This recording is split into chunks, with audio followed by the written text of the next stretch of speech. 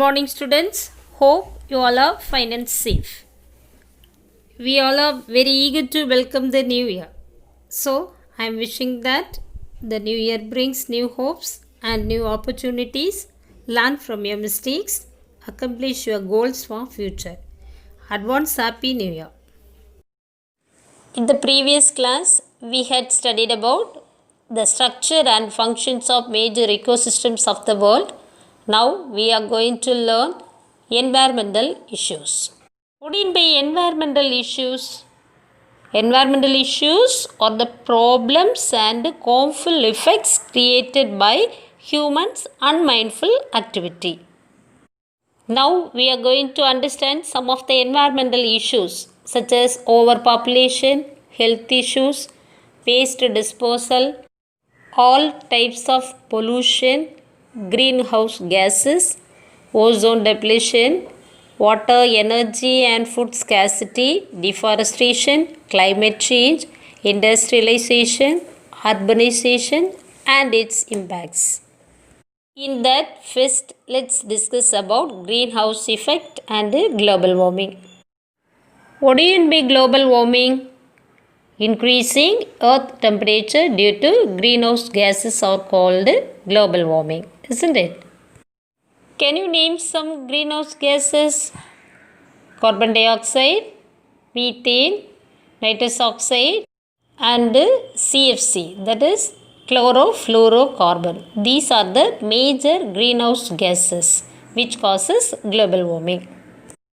Increase in greenhouse gases lead to irreversible changes in major ecosystems and climate patterns. For example, coral ecosystem is affected by increase in temperature, especially coral bleaching observed in Gulf of Mannar in Tamil Nadu. Relative contribution of greenhouse gases given as a pie chart. Here 60% of carbon dioxide, 20% of methane, 14% CFC, that is chlorofluorocarbon, 6% of other gases such as nitrous oxide, carbon monoxide, etc. Effects of global warming. Rise in global temperature which causes sea levels to rise as polar ice caps and glaciers begin to melt, causing submergence of many coastal cities in many parts of the world. There will be a drastic change in weather patterns, bringing more floods or drought in some areas. Biological diversity may get modified, so some species ranges get redefined. Global warming effects on plants. Low agricultural productivity in tropics, frequent heat waves, increase of vectors and epidemic. So these vectors transmit infectious diseases and large number of plants suffering from same diseases at the same time. Strong storm and intense flood damage, water crisis and decreased irrigation. Change in flowering season and pollinators, change in species distributional ranges and species extinction. These are the some effects on plants due to global warming. Some strategies to deal with the global warming.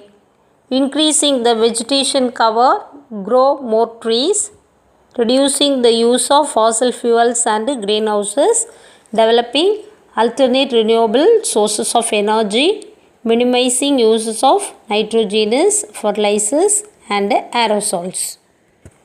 What do you mean by aerosols? Aerosol is a suspension of fine solid particle or liquid droplets in air or another gases. Next, let's discuss ozone depletion. What do you mean by ozone? Ozone is a colorless gas found in the upper atmosphere, that is stratosphere, which absorbs most of the sun's ultraviolet radiation. The ozone layer is also called as ozone shield because it is cutting the ultraviolet radiation emitted by the sun. Just above the atmosphere, there are two layers, namely troposphere and stratosphere. Troposphere, that is the lower layer, stratosphere, that is the upper layer. The ozone layer of the troposphere is called bad ozone, and the ozone layer of stratosphere is known as good ozone because this layer acts as a shield for absorbing the UV radiations coming from the sun, which is harmful for living organisms. The false color view of total ozone. The purple and blue colors are where there is the least ozone, and the yellow and red are there is a more ozone. The ozone shield is being damaged by chlorofluorocarbon, which is widely used in refrigeration, aerosols, and chemicals used as cleaners in many industries. The decline in the thickness of the ozone layer over restricted area is called ozone hole. The unit of measurement for total ozone is Dobson unit.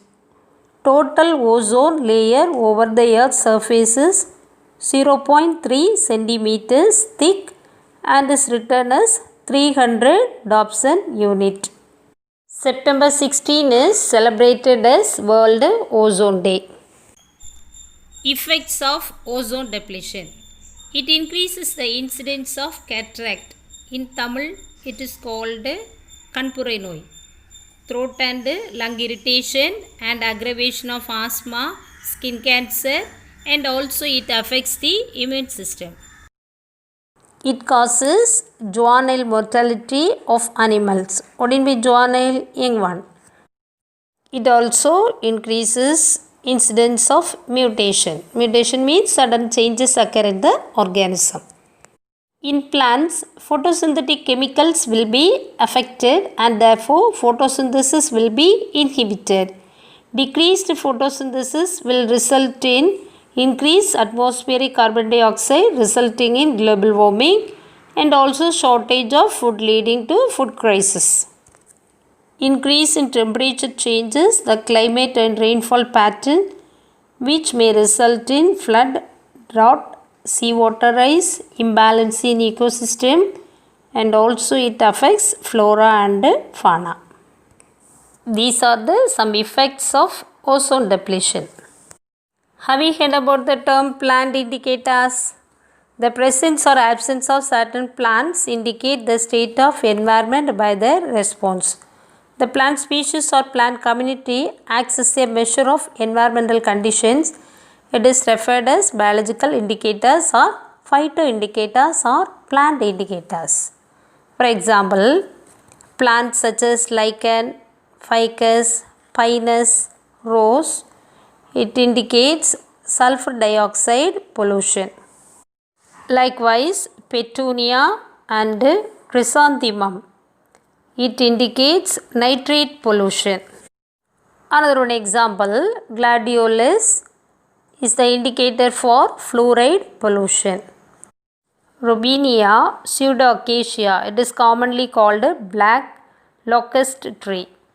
That is the indicator for heavy metal contamination. Next topic is forestry. Forests are an important component of our environment which are vital for human life. In that, let's discuss about different types of forestry. First one is agroforestry. Agroforestry is an integration of trees, crops and livestock on the same plot of land. The main objective is on the integration among them.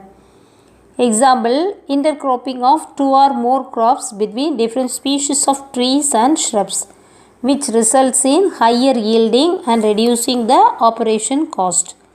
This intentional combination of agriculture and forestry has varied benefits including increased biodiversity and reduced erosion. Some of the major species cultivated in commercial agroforestry include casuarina, eucalyptus, malayvembu, teak and kadambu trees, which are growing among the 20 species identified as commercial timber. They are the great importance to wood-based industries. Benefits of agroforestry. Agroforestry helps to conserve soil and water and also reduce landslide and water runoff problem. It improves nutrient in the soil. Trees provide microclimate for crops and maintain oxygen and carbon dioxide level in the atmosphere. This agroforestry is suitable for dry land where rainfall is minimum, and hence it is a good system for alternate land use pattern. Multi-purpose tree varieties like acacia are used for wood pulp, tanning, that is leather industry, paper and firewood industries. It can be used as farm forestry for the extension of forest, mixed forestry, shelter belts and linear strips plantation. These are the benefits of agroforestry. Next is rehabilitation of degraded forest and recreation forestry. The production of woody plants combined with pasture, that is land covered with grass, is referred as silvopasture system. The trees and shrubs may be used primarily to produce fodder for livestock, or they may be grown for timber, fuel wood and fruit, or to improve the soil.